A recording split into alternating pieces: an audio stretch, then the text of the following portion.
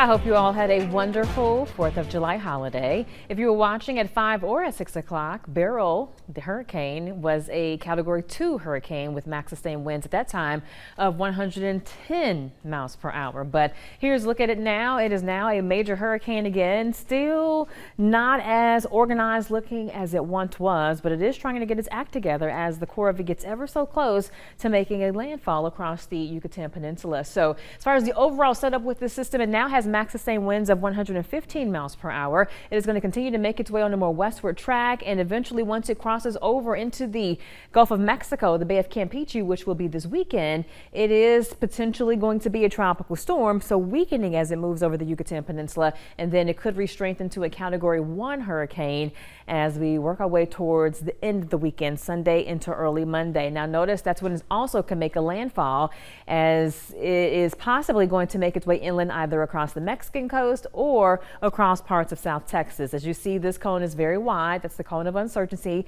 That means the core of Beryl could be anywhere from the left side to the right side of the cone. So that's a big range. We'll look at the spaghetti plots though. You can kind of see why the range is so big. We have some outliers to the west, but most of them still agree it's going to be right around that Texas-Mexican border there where we could see the landfall of Beryl. But it's going to bring a lot of rain to parts of Texas regardless, possibly some very strong winds, and also down towards the coastal areas they can count on some storm surge. Now as far as us, we don't have to worry about Beryl, but we do have a cold front that's going to make its way towards us, and that's going to be tomorrow afternoon, evening. The front's going to gradually cross the area. As it's moving in, it's going to spark showers and thunderstorms, so if you have any activities planned for Friday outside, especially for the second half of the day, have a backup indoor plan just in case, because once you hear thunder, you want to make your way inside, as we could have, again, quite a bit going on in terms of showers and storms. Good though, because it's going to keep our temperatures closer to the average with the low 90s, but the heat index will still range anywhere from 99 to 105 depending on when rain finds you throughout the day.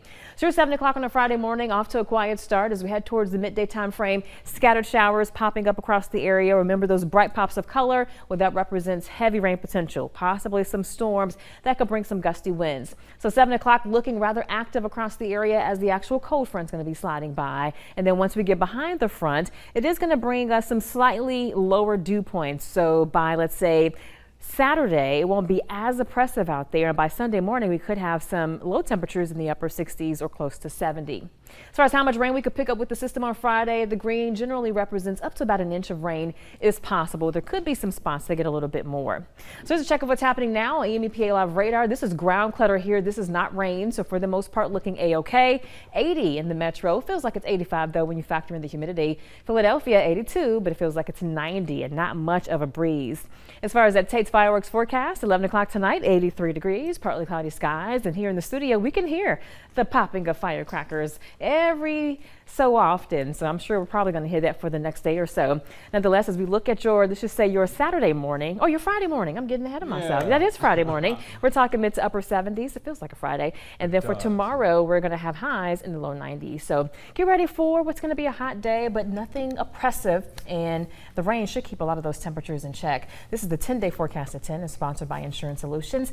Daily rain chances, so make sure that umbrella goes with you each and every day as you head outside. And those temperatures closer to the norm, low 90s versus upper 90s like what we have for today. We had a high of 97. 97 and daily rain chances, but you were right. It feels like Friday. I've been messed up all week. I thought Tuesday was Friday. Oh, I wish. Yeah. But I mean, I guess it's because it's a holiday. You're not really thinking about it. You got to come back to work tomorrow. Yeah, that's what happens when you have holidays in the middle of the week. It kind of throws you off a little bit. It does throw us off a little bit. But